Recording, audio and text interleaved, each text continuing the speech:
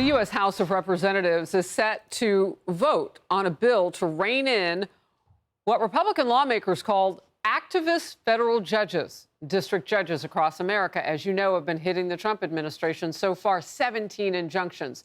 Those are all tied to some of the 174 lawsuits filed against the president's agenda. Now, reminder, President Trump has only been in office just over 2 months, exactly 77 days. Here's Attorney General Pam Bondi. Over 170 lawsuits filed against us. That should be the constitutional crisis right there.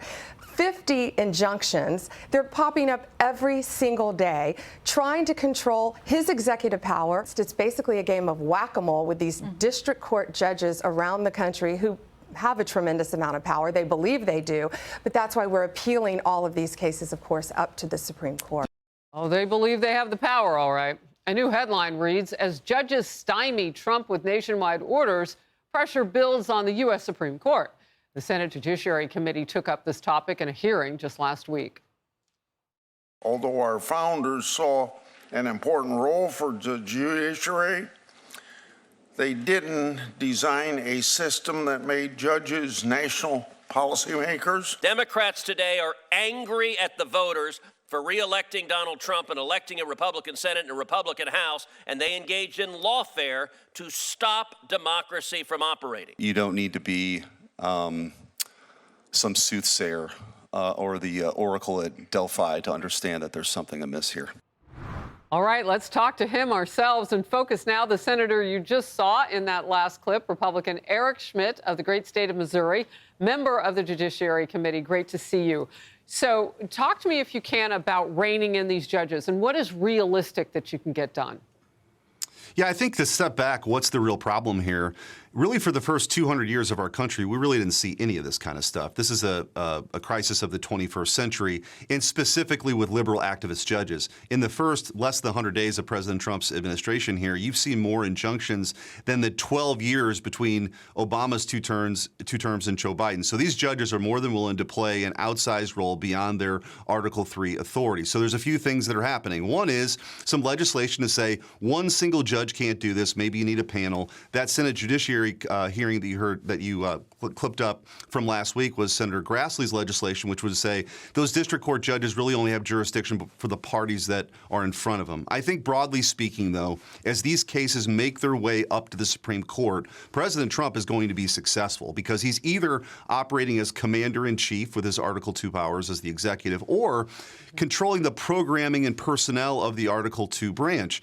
Unlike Joe Biden, who was trying to steamroll the Constitution by saying OSHA could force 100 million people to get a vaccine well beyond his authority, really what President Trump's trying to do is actually rein in the power of the administrative state. So I think he's going to be successful. One other thing to note here, these cases are also supposed to be randomly assigned. Judge Boasberg, over the weekend, it came out, he's not the emergency judge in D.C. He inserted himself in that role. He was on vacation. The case was filed at 2:30 in the morning. Somehow he ended up with that case. He wasn't the emergency judge on duty. So I think this requires further investigation and legislation. So let me get that straight, because I'll quote you on that, because that is news to me and maybe a lot of other people, too. If he wasn't the emergency judge who would naturally matriculate into that position on this, he just gets to pick himself and say, well, I'm the favorite. Let me go do this case against Trump. He's the chief judge, and he inserted himself. That doesn't happen. The emergency judges 100% of the time get those cases. So he could have been tipped off that this was going to be filed, and while on vacation, he took the case. So again, this speaks to, I think, the very aggressive, unusual, and unprecedented measures that these activist judges are taking to insert themselves. Ultimately, they're not going to be right. The Supreme Court's going to slap them down. But the Judicial Conference, Chief Justice Roberts ought to look at this, and we also, the Article I branch, I intend to file legislation to make sure this randomness, which is supposed to happen when these cases are assigned, actually happens. We need more transparency, because right now, people don't think it's random at all. So what I think you are getting at is the politics that potentially are being played, where a judge who may feel a certain way politically may step up against Trump at this point. So it fits right in with a brand new opinion piece titled, "America Has a Robed Politician Problem." arguing that the left, unable to secure their agenda at the ballot box, has turned to national injunctions as a weapon to engineer outcomes they could not achieve democratically. What's your take on that? Yeah, I mean, this is really the fundamental difference between a conservative justice and a liberal activist judge. The conservative will view the law as it's written, not how they want it to be. But the liberals, for a very long time in this country, they had control of the Supreme Court. They just made up things. They made up rights that didn't exist to get to a political outcome. Now that you have a more conservative court, they're desperate. They're not in power in Congress anymore. And so I think a lot of these judges are taking it upon themselves to usurp really important power. For example, when President Trump declared a predatory incursion of these criminal violent gangs, he's well within his Article 2 executive power to deport them. He can do that.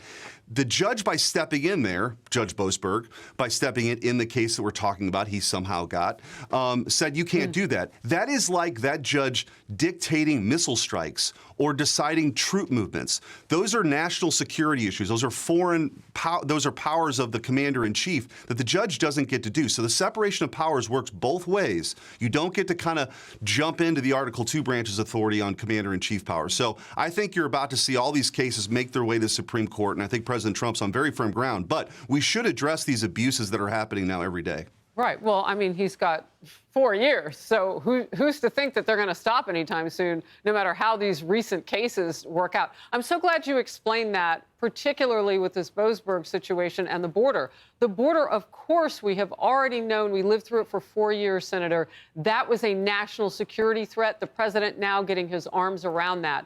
So it seems so simplistic the way that you lay it out. Your last thought. Yeah, I think look, President Trump's right. These are domestic cases. That's in one bucket. Then you've got these commander-in-chief cases in another bucket. But either way, President Trump's acting within his authority. You might have some hiccups here along the way, but ultimately I think we're going to get to the right result. But we should take a look at the abuses as well. Senator Eric Schmitt, great to have you in focus today. Thank you. Anytime. Hey everyone, I'm Emily Campagno. Catch me and my co-hosts Harris Faulkner and Kaylee McEnany on Outnumbered every weekday at 12 p.m. Eastern, or set your DVR. Also, don't forget to subscribe to the Fox News YouTube page for daily highlights.